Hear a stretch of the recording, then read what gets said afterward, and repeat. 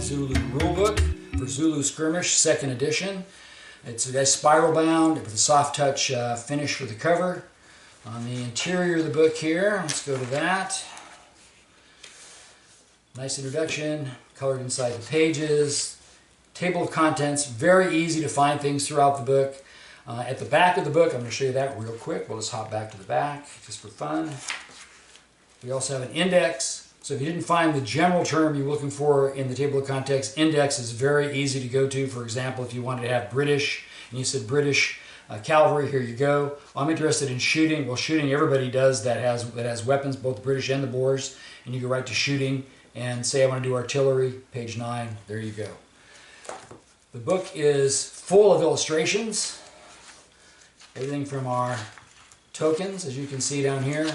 Lots of tables. Lots of illustrations showing you both in what we do, how you do it, and then what it looks like on the tabletop.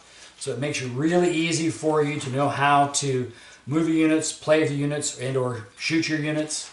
A lot of historical information that's inside of here. We have everything in there you need to play a game, including how to play on board, how to play off board, what your unit formation should look like when they're on the tabletop, so you're historically accurate, how to set up terrain, what scenarios that you would actually use as a terrain generator. Oh, by the way, this is a good shot too. These are a lot of the original playtesters. You have to give those guys credit. They're good guys. And down here, how to deploy your units once they're on the tabletop. Scenarios. So once you've deployed, you can actually roll and then help yourself determine what scenario you'll be using. Strategies that you can use to help you play the game a little bit better. Here are all your unit formations that you'd be using. They're all shown in picture form, not only in illustration, but in pictures. So it should be easy for anyone to look at these and say, this is what I use this formation for, or this is what I use that for. Particularly if you're only fighting, I'm using Zulus only this time. You only have like 3 formations you have to memorize and you're good. The British have a few more, of course, but then again, that's a little more challenging way to do things. All the kinds of units that you'd be using historically for the Boer War period or the British War, what they call the Anglo-Zulu War period. Your breakdown of your impis and battalions, your buthus and your brigades. These are all your units, which of course you would find on our unit cards. You can choose to buy those as an option. Just like our command action cards, there's a big table in here for those. And you can see there's a lot of units. Here's our command actions. In our command actions, we have tables that you can use for your guys. But if you prefer, when you buy our card set, you get a deck of command action cards. Again, all your terminology that you may be using is in the back of this book. A lot of fun. My playtesters are all listed here by name. They're great guys. A little bit of bio on me in case you're interested. Again, back to the index. On the back of the book, we have all the tables that are found in the book. Initially, you'll be referencing this, but after you've played for about 20 minutes, you probably won't need this table again. You pretty much have it memorized on what to do. It's very easy to play, an easy, fun game, but historically quite accurate.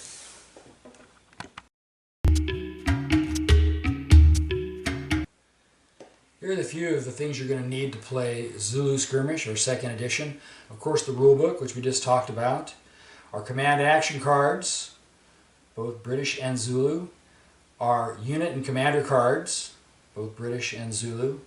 You'll need a draw cup with 1 colored die to drop into the draw cup. You can use stones, glass beads, whatever you like, as long as you can separate British from your Zulus. You need to have at least 2 measuring sticks or measuring tapes to measure the movement of your units. You need to have 2 sets of 10 dice, 1 set for the British, 1 set for the Zulus, 1 set of 6-sided dice, 1 for each of your units in play, so in this case 4 for the British and 7 for the Zulus. Our tokens, that's another optional buy, just like the cards are. They're nice, you can make your own, but you will definitely need some tokens to mark some of your units. I also recommend something like this. This is our artificial cotton, which we like to use for our shooting. These are all the things you would need to start your Zulu game. We'll talk about units next.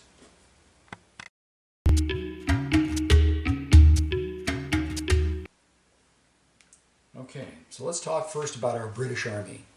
In this case, we have one battalion here consisting of 3 units, an infantry unit, and an artillery unit with the commander, one battalion commander. Over here we have a half regiment, or a half battalion you could call it if you wanted to, with Colonel Dunford and his Natal native horse. And over both these battalions we have our commander here, in this case General Chelmsford, and he is in charge of this brigade as one single unit. Now in this case we have the Natal native horse showing up mounted. We can take that same unit and put them on the ground, now dismounted. So here's what they look like when they are now dismounted for the same army configuration.